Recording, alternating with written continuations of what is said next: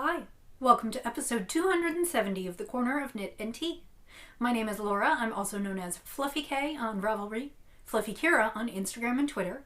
I blog over at thecornerofknitandtea.com, and that's where this episode and every episode's show notes will be. I have an Etsy shop called The Corner of Knit and Tea where I sell my handspun yarns, and we have a Ravelry group called The Corner of Knit and Tea. Hello, how are you? It is Monday, March 23rd, and wow, what a month it has been since last week. I don't even know where to start. This is a podcast about knitting and spinning, so I will try and keep to the regular content. However, as you know, I always chit-chat a little bit up front, and of course, what's going on in the world is the elephant in the room. I should say my husband and I are safe and healthy, and I hope that all of you are as well. We are pretty much staying home.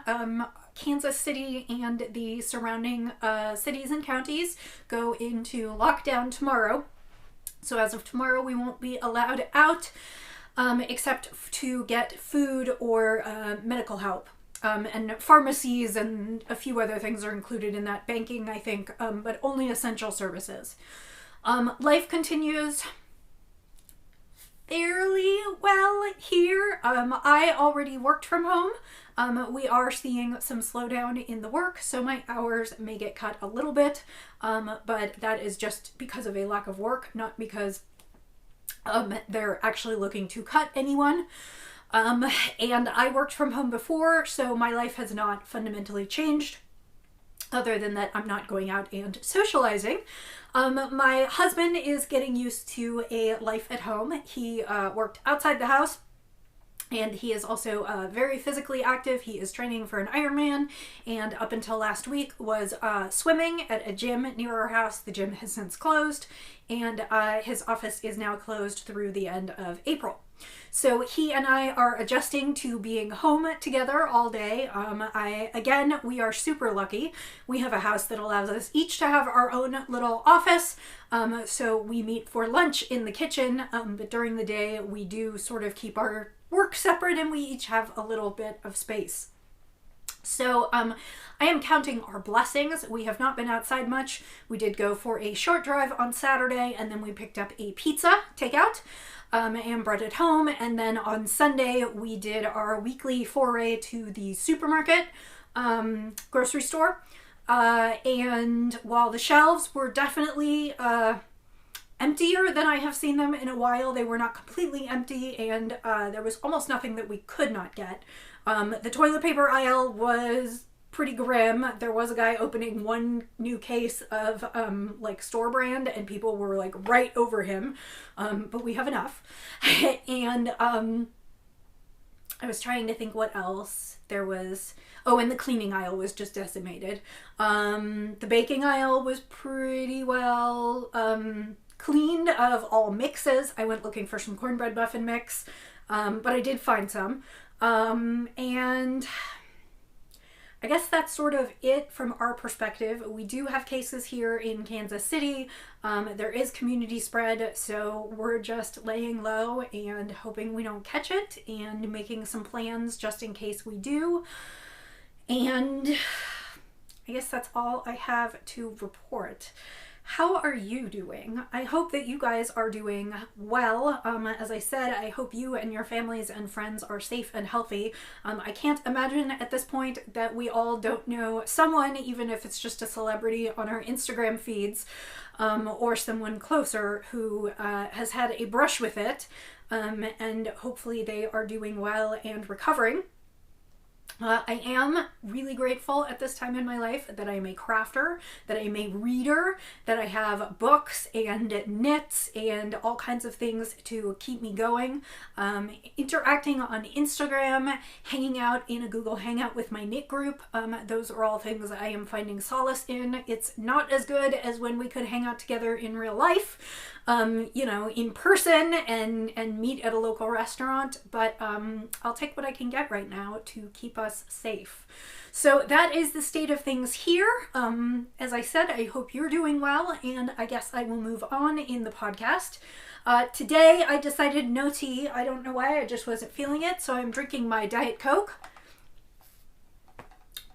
We did go out to get some soda reinforcements and some snacks. I don't normally keep a lot of that stuff in our house, on the theory that if we really want it, we'll go out for it, and because normally that means for the most part we won't go out because we're too lazy, and we only go out when we really, really want it, so we don't eat that stuff very often. But of course now we are aiming not to go out, so we did bring a few things home. I have lots of progress and lots of new cast-ons. I declared this weekend cast on all the things. Some of my sample work is on hold for now, and I just finished one. So I do have a couple more things coming in, but I think I'm going to end up with a little bit of an opportunity to knit for myself and for other people, so I am looking forward to doing that. So let's talk about what I have been working on. The first thing is that I finished the River Cable sweater. That is by Shayna Belo, and it is a new pattern. Whoops, I dropped a ball of yarn. I'll have to pick that up in a minute. And this was a sweater sample that I was knitting for Zen Yarn Garden, and it is a cabled turtleneck, and I knit the 5th size, which is... It's called the 45-inch size, but it has a finished measurement of 47 inches. And so here is the finished sweater. I am super pleased with the way it came out. I used Zen Yarn Garden Serenity worsted, which is their merino cashmere nylon worsted. It has some really nice definition for the cables. The colorway is Grey Wolf, which Wes tried to argue with me is blue, but it is not. It is a slate gray. It might have some blue tones to it, but I do not agree with him that it is blue. I do need to steam the neck so that it won't roll quite so much. It's kind of a funnel neck with a little bit of the cable pattern, but everything else is looking pretty good. I will give it a quick steam block before I send it back. This one I will probably not wet block because it is a large sweater and I am concerned about it growing too much. I did use quite a bit more than the pattern called for. The size that I knit was, like I said, the 5th size, and I used yarn almost up to the 7th size. So that is quite a bit more than the pattern called for. I don't know exactly what the problem is. My unblocked gauge matches pretty well with my swatch. I suspect this is going to be a case of gauge swatches lie. I did gauge swatch because, and that's part of the reason that I'm going to steam block this. I do think basically I got the right gauge in my swatch, but this sweater is large and heavy. It's got just about 2 pounds of yarn in it. So I think what's happening is that the sweater can stretch because it's got so much yarn in it, in which case it probably would block out slightly larger than my gauge swatch, which is also probably why I used so much extra yarn. But I am going to give that advice to Zen Yarn Garden. They are going to be selling kits for this sweater, or if you have some yarn in your stash, this is a great sweater. The pattern was clearly written, the cable pattern was easy to memorize, and I had no mistakes and no problems, and it's a really nice sweater. If I were going to make it for myself, to be honest, I might mod the neck a little bit because I'm not a huge fan of turtlenecks, but otherwise I would probably knit it again as written. So that is the River Cable Pullover by Shayna Belo in Zen Yarn Gardens, and if you are interested in a kit, they will probably offer these shortly through Zen Yarn Garden. And if you're interested in the pattern, it's available on Ravelry, so take a look. So that was kind of the last sample off my needles. I guess I sort of lie on that because I still have the Drifter shawl that I was working on by Tammy Gore. If you have been watching for a while, you will remember I ran out of yarn on that one. They went ahead and sent me another skein, I think along with another sample knit. So those are coming in the next week or two. And I will be working on that as time allows. But that meant that other than Miles' blanket, my needles and hooks were empty, and I decided that that meant that I should cast on lots of things so I had lots of variety to work from. So the first thing that I cast on was a shawl, and let me just grab my ball of yarn that rolled under the camera. I have been wanting to knit a shawl for a while in some beautiful yarn that I bought at a sale a long, long time ago. So again, this is yarn that is well marinated in the stash. And even though it is absolutely not what was called for, I decided that I wanted to knit a pattern by someone that I tech edit for. So the pattern is called Bondi Shawl, B-O-N-D-I, and it's named after Bondi Beach in Australia, and the designer herself is Australian. It is Meg Gadsby, and she is also, she dyes Atelier yarns. And so the shawl itself is a drapey shawl with some garter stitch and eyelets, and hers was beautifully drapey. I think it was knit in a merino silk, but I do know that it was a fingering weight shawl. It was written for one skein, approximately 420 yards, 435 yards, and I just decided that I wanted to do it heavier weight with some yarn that I bought a while ago. So the yarn that I bought, I believe it was sort of an anomaly because I didn't see her dye this at other times, and there is no listing for it on Ravelry.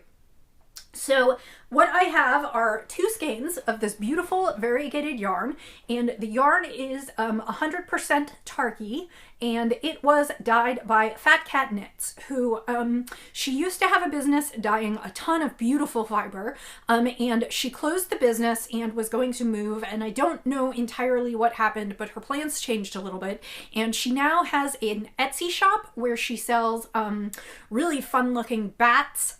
She makes kind of some crazy bats with beautiful colors, and then she also makes jewelry. But I bought this off her site years and years ago when she was just having kind of an odds and ends clearance sale, and I have 2 skeins. They are about 4.5 ounces and 310 yards of a worsted weight Tarky, and the colorway was called Aquarius. It is purples and pinks and greens and blues, and I have 2 skeins. Here's the other one. It's a, whoops, where did I put it? Oh, you know what? I didn't even bring it in. Oh, oh, the bag's over there on the floor. We'll forget it. Anyway, so this is the yarn, and this is what I have of the shawl so far. I'm not super far in, but of course it is worsted weight, so it is knitting up lovely. And as you can see, there are some eyelets. I've done a couple of the eyelet sections. So my plan is to knit the shawl as close to pattern as possible. I may have to make some modifications for the fact that I'm using a different weight yarn and a different weight needle. The yarn called for, as I said, it is a fingering weight yarn, and it was meant to be knit on a US 6. And I went up to a worsted weight and bumped it up to a US 9. I probably should have done a US 10, but my feeling is that this probably will block out some. I think I'm going to wait and see what exactly I get, and then I will decide if I want to block it out. Again, I have about 620 yards of this beautiful yarn, and this is just a simple shawl with garter stitch and eyelets. And I thought, you know, I was looking for a pattern that wouldn't fight with the yarn, but would give me some interesting, actually, I guess I should be showing it to you this way. This is the front, the other is the back.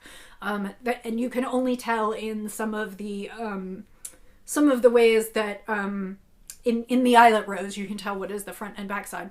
Anyway, so this is what I have been working on. This is, you know, a few hours on Saturday and a little bit of time on my conference calls today. So I plan to work on this. No deadline on this, just I wanted, even though we're coming into spring season, garter stitch is very comforting for me to knit, and this is like nice and squishy and beautiful colors. And like I said, it had been sitting in my stash for a while, and I had been thinking about knitting something for the kids, but the problem is that it is not superwash. It is pure wool. So I needed something that I could wear that would not, 620 yards was not really enough for a sweater, and I thought it was a little wild for a sweater. So like I said, I am going with a shawl, and I think other than the small bit up here where it pooled a little bit, I think it probably will not pool because the rows are just going to get longer. So that is what I'm working on. I'll bring that with me for the next couple weeks, and you'll get to see that as I work my way through that.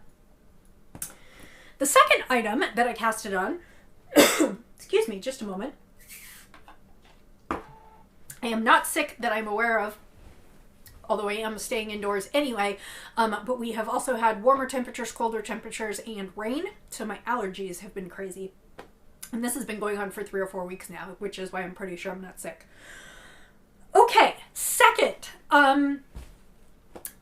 There are a lot of fiber folks who are finding it hard to get through right now. Many of whom were scheduled to teach various places in classes at yarn stores or classes at fiber festivals, or were scheduled to vend there. And a while ago, I guess like late February, I'm just late to getting on the train, very late February, just a few days before March, somebody suggested doing a knit along of a designer's hat pattern. And I actually follow the designer on Twitter, and she and I correspond sometimes, and I really like her, and so I wanted to join in. So, this pattern it's called the Hard Rhyme Hat, Hard, R-I-M-E, hat, and it is by M.K. Nance. And this is kind of what the hat looks like. It is a 2-color knit, color work and stripes, and it's got kind of some chevron V's on there, and then it's also got a really nice decreases for the crowns and color work section there. Let me see if I can show you. This is the crown. So it's just a really beautiful, fun, not super complicated hat knit. And so I went ahead and bought the pattern to support the designer. And the Hard Rhyme Hat Cowl, or I think it's just Hard Rhyme Cowl, hashtag Hard Rhyme Cowl, is going on Instagram right now. And I wasn't sure if I was going to get to be able to knit it this month. I really wanted to buy the pattern to support the designer. But then I thought, you know what, let's grab some yarns and let's cast on. So I went looking for a light and a dark in my stash, and came up with the following. This is Mountain Colors, and it is their Crazy Foot sock, which is, you know what, I have all the labels. I should be showing you these. Mountain Colors with their Crazy Foot sock, and that means it is 90% superwash merino wool, 10% nylon, 425 yards, and the colorway is Harmony Soft Rock. It's got these nice browns in it. It is a semi-solid, but it reads sort of a milk chocolate brown, and I really, really like that. And then I went through and found a skein in my stash. I remember purchasing this skein. It was on one of my travels, and I even kind of remember where the yarn was in the shop and how the shop was set up, but I do not remember which shop. So it was in a local yarn shop on our travels somewhere, and the yarn is Cutthroat yarn, and it is her Sprinkles yarn, which means it is hand-dyed and speckled. And it is a really pale blue with blips of pink and orange and a little bit of purple and yellow. So it's just really a cheerful yarn, lots of little bits of color.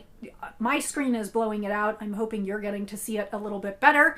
And it is a 450 yards per 100 grams, 75% superwash merino, 25% nylon sock weight yarn. So these are my 2 colors. And I don't have a lot to show you. The only thing I really went through and knitted, I cast this on yesterday, and the only thing I really went through and knitted was the brim. So you can see the brim alternates rows, and it's a 2x2 rib. I'm not giving away too much for the pattern here. You might think that this looks a little bit small, and I would tend to agree with you. I couldn't decide how I felt, which is also part of why I stopped right before I started the colorwork section. And I think ultimately what I decided is it does look a little bit small. I am making, the hat pattern comes in 2 sizes, one for a 21-inch circumference and one for approximately a 24-inch circumference. And I have a small head, I'm around 20 inches, so I definitely knit the smaller one.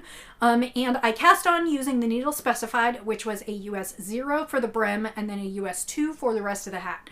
What I decided is when I finish, it will either fit me or it won't. I know, really, really, really profound, right? It will either fit me or it won't. And if it does not fit me, it will probably be slightly big, but it would probably fit my favorite little partner, Roxy.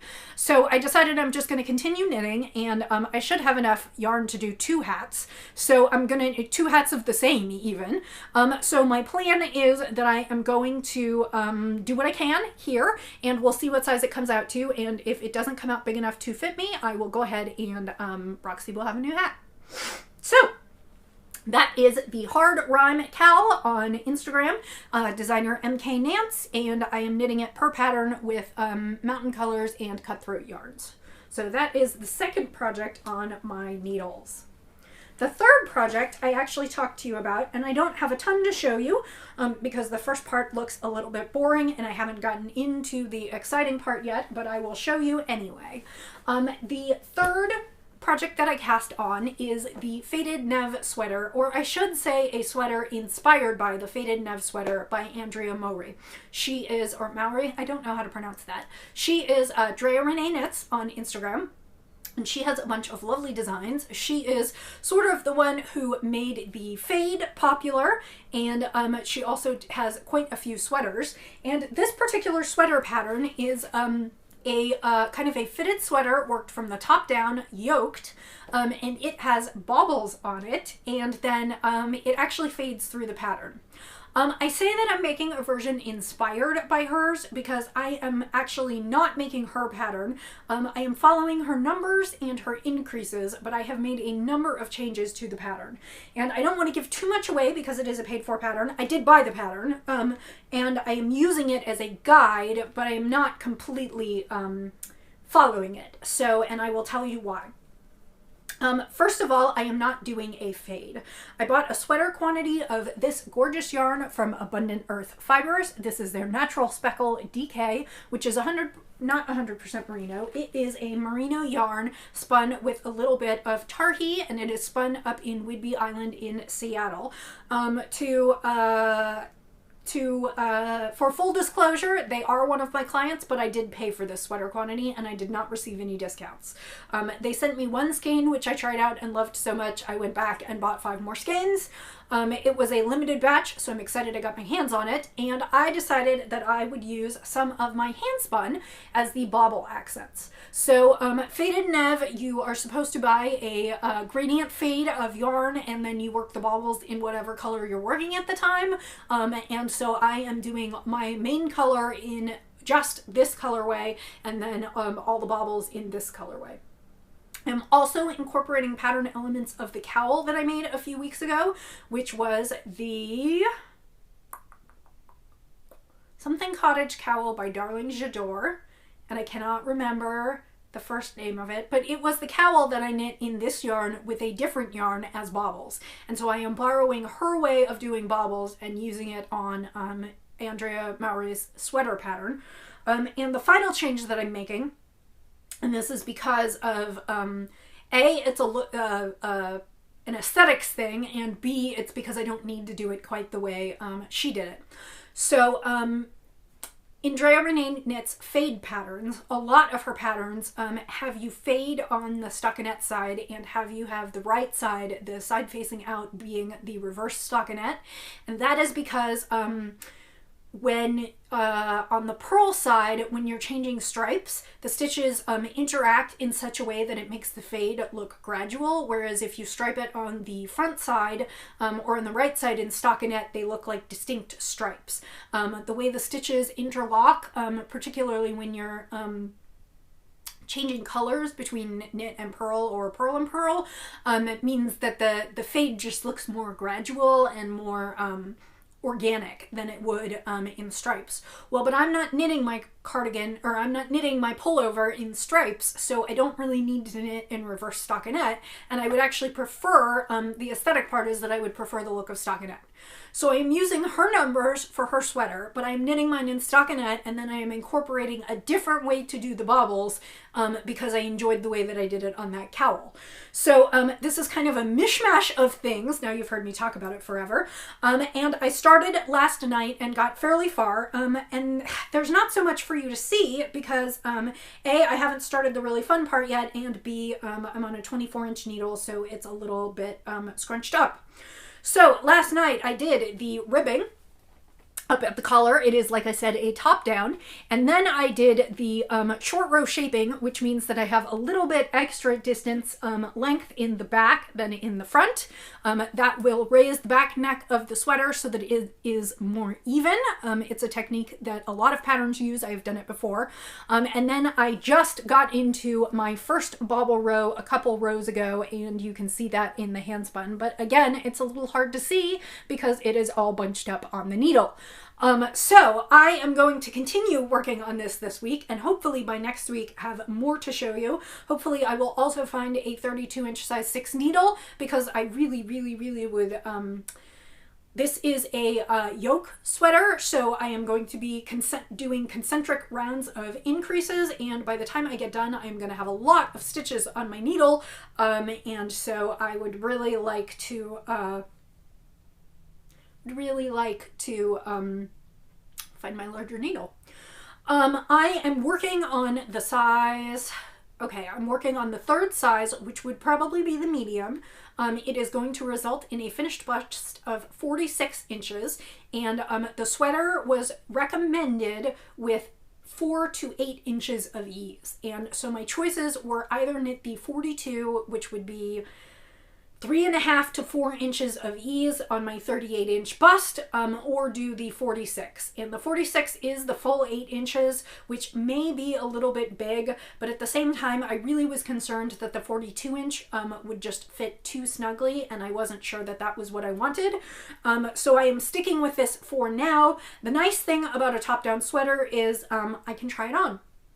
So my plan is to get to the point where I pull off for the sleeves and then try it on, and I will decide if I like it or not, and if not, then I will rip it and go back and knit a different size. So that is what I am doing. I'm on the recommended needle sizes. It was a 4 for the ribbing and a 6 for the body. And I think that is all you need to know about that one. Hopefully by next week I will have more progress to show you. So those are my 3 new cast-ons. And that is what I will be working on in the coming week. In spinning news, I have not finished that bullseye bump spin that I showed you. I am down to the black, so I'm on the last color, but I still probably have an ounce to an ounce and a half to go. So I'm going to continue spinning on that. That is spinning up nice and thin, and I'm really excited about that and getting ready to ply that. Hopefully by next week I will have that to show you. I think I should. It'll probably take me another 2 days or so to finish up spinning the singles and then a day to ply. So I'm hoping I will have that to show you next weekend. I also have picked out my next spin from the stash. I think I've decided that, not that I'm going to knit exclusively from stash, because I have been doing a little knit or spin exclusively from deep stash, because I do have some things coming in. I have bought some things, and I do want to work on current things as well, but I have decided to do a little deep stash diving for some of my projects and use some yarns that I have been wanting to use for a while. I was compelled to dig out this fiber today because Southern Cross Fiber, who is David, I subscribed to his club for many years. I gave it up about 1.5 years ago when I moved home to work and cut my hours somewhat, but he has impeccable fiber. He is a dyer in Australia, and he declared that he is hosting a monthly spin-along. And it's just kind of a laid-back spin-along, just something to keep us occupied, some fun, and he's going to offer a few prizes. But honestly, the point for me was just to spin some fiber that I had in my stash. And the fiber that I have in my stash is from, it's probably 4 or 5 years ago now. David coordinated a whole bunch of dyers, not just himself, but Hello Yarn, Spunky Eclectic, Into the World, Nest Fiber, and a couple others, and they all did colorways based on Terry Pratchett's Discworld series. And it was this huge event. It went on, I think, over a summer, and I bought a ton of the colorways, and most of them I have spun up, but this one I was holding on to. This is Southern Cross Fiber Vetinari, Vetinari. It is from the Discworld Mega Sale. Oh, and it says 2015 here, so it was from 2015, and this is my favorite, absolute favorite yarn blend that or fiber blend that he does, and it is South African superfine wool. And I don't know exactly what it is or where it comes from. I mean, it probably comes from South African sheep, and it is so incredibly soft. I have never spun anything else softer. It drafts really smoothly and really thin, and it is one of my favorites, and I have been hoarding it to spin. It is in colorways that are burgundies, blues, and greens, and I have 2 bumps, and I'm going to spin them together. I haven't decided exactly what I'm going to do with them yet. I am leaning towards a fractal. And remember, a fractal spin is where you take one part of the fiber and you spin it through as it comes, and then you break the other part into strips. So my thought would be that I have 2 bumps that look just like this. So one of the bumps I would spin straight through with long color repeats, and then the other bump I would tear into thin vertical strips, and I would spin them through end to end, and then I'll have one strand will be long repeats and one strand will be short repeats, and I will apply them together. So that is what I'm looking forward to doing. It will definitely take me more than a week because I'll have 2 to spin, and each one should fit on one bobbin from my Ashford. And then what I will do is I will ply it together on my mini spinner. So I think that takes me to the end of any prepared content that I have. I am still knitting chicken feathers, although I am close to done with that assignment, and now with our lockdown, I don't know how soon I'll get another assignment. So like I said, I am just going to take some time to knit and spin from stash. I have plenty. I've been saving for a rainy day, and the rainy day has come. And I'm also working through my to-be-read books list. I did put a couple stripes on Miles Afghan, but I didn't bring it this week because there hasn't been significant work. That's another thing I'm hoping to put in some work on before new samples and things arrive. I do expect that in the next several months I will do quite a bit more knitting for myself as people tighten their belts and do not need as many samples knit. I should say that I am grateful for you watching the podcast. I am grateful to those of you who have bought my patterns or bought handspun from my shop.